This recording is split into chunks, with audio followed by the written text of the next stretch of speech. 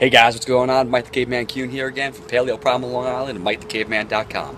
And for today's question, we're going to talk about what can you do about food cravings. Now, when most people are making the changes they need to improve their health, a lot of times I hear that either they don't like certain foods or they crave and miss other ones. You know, it's a common problem is that people are craving foods that they used to enjoy but aren't really good for them. Now, a lot of times depends on what kind of cravings we're talking about. Are we talking about cravings for sugary stuff? Are we talking about cravings for salty stuff? Well, what's interesting is a lot of times those cravings, where do they start? As usual, right in the gut. The reason being, your microbes in your gut, that bacteria, they can control your mood, they can change your taste receptors, they can control your hormones, your neurotransmitters, the electrical transmission itself. They have so many effects where they can actually alter the way you think. In fact, your gut bacteria can make you get up in your car, drive to the store, and pick up a cupcake. Crazy. I know. The reason being, like we said, it alters everything. It can make you feel more stressed, and then you want that sugary food. Or it can go and release hormones, tell you their body that you're still hungry. Or it can compete for essential micronutrients. Like calcium and magnesium are associated with sugar cravings. Well, eating sugar is actually also associated with deficiencies in magnesium and calcium. So it's a vicious cycle there. Same thing with salty foods. Salty foods are associated with a calcium deficiency, and when you eat that salty food, it releases calcium into the blood, which then depletes calcium in the body and causes more calcium deficiency. So micronutrient deficiencies are related to cravings as well. And like I said, those bacteria can sequester some of those nutrients. The wrong types of bacteria in your gut can lead to those deficiencies and cause you to crave more anyway. Unfortunately, a lot of things you encounter in life will change that gut bacterial composition. So whether you're taking pharmaceutical drugs, particularly antibiotics, or if you happen to have cancer, you're doing chemotherapy drugs, those antacid medications, those are no good. Those will tank your gut bacteria. Stress in and of itself, lack of sleep, there's so many things that can alter the composition of your gut microflora. So the populations of bacteria that are in your gut. But what can you do? Well, you can actually start to eat those better foods, all right? When you're eating those better foods, you start to actually change the bacteria that are in your gut. Those beneficial bacteria start to be selectively favored. And as such, they're going to keep that cycle going. So those good ones are going to help you to enjoy those healthier foods in the long term.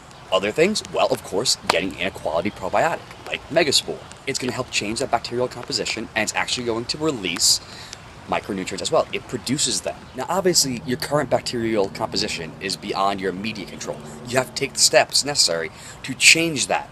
In the meantime, you do still have free will, and your willpower will play a role in the beginning. Major things to consider are just shifting your frames, okay? The way you view food. Honestly, given the deleterious effects of grains and legumes, for the most part, I no longer view them as food. It's just something that you don't eat. Like, I'm not going to eat a rock. I'm not going to eat dirt. When I see that, I know what's going to happen to me, both short and long term, and it's just not worth it. That's not food. I'd rather eat something that my body's going to process, both myself and my gut, and eat those real foods. By viewing something like that, by just understanding that that's not something you're going to eat, it makes it a lot easier to avoid it. Another major psychological frame shift is by looking at foods and saying, not that they are forbidden, that you can't eat it, is that you choose not to, okay? You view it, like we said, either not as food, or you understand the issues that are associated with it, and you decide that, well, feeling better, looking better, and performing better are more important than how that food tastes. So short term, there will be, a little bit of willpower of consciously making those proper choices. But longer term, you need to use those psychological tools until you get that shift in your bacteria and you become more micronutrient sufficient. When you have that shift in your mindset and you're micronutrient sufficient and your bacteria are the proper type and you're running on all cylinders, that's the point where everything is easy, where it's no longer an issue that you're craving those unhealthy foods. It is a process. I'm not saying it's an easy tomorrow you're going to have it, but if you give it the time, you've done it one way for 20, 30, 50, 70 years. Give it 30 days, really focus on it. Don't eat those deleterious foods. Focus on your gut, get your sleep in, get your stress managed, take care of the lifestyle factors, give it a true hard 30 days. Use your willpower first. and then it'll get easy. When those shifts happen, it's not a problem anymore. Once those shifts happen, your body will adapt and you will be a lot happier long term, and you'll be a lot healthier long term. That being said, guys, hopefully this helped you out a little bit. Hopefully it helps you understand why some of those cravings are happening. Either way, you know what to do. Like and subscribe down below.